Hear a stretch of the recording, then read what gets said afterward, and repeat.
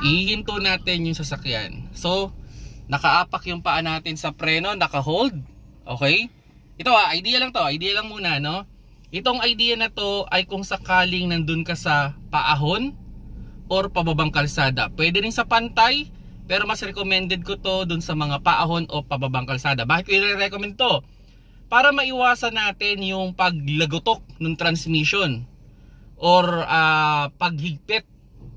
Kasi ang idea dyan, pag sakali na hindi mo na properly handbrake yung isang sasakyan tapos nilagay mo sa park, there's a big possibility na pag i-disengage mo na siya sa park, ang mangyayari doon, lumalagotok yun. Or may possibility na tumigas. Pag tumigas yun, pupwersahin mo, baka naman masira yung bushing o yung shifter bushing.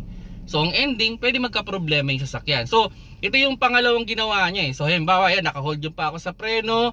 So ang gagawin ko muna, ilalagay ko siya sa neutral. Yan, nasa neutral na siya. I-engage natin yung ating handbrake. Okay, so naka-engage na yung handbrake natin.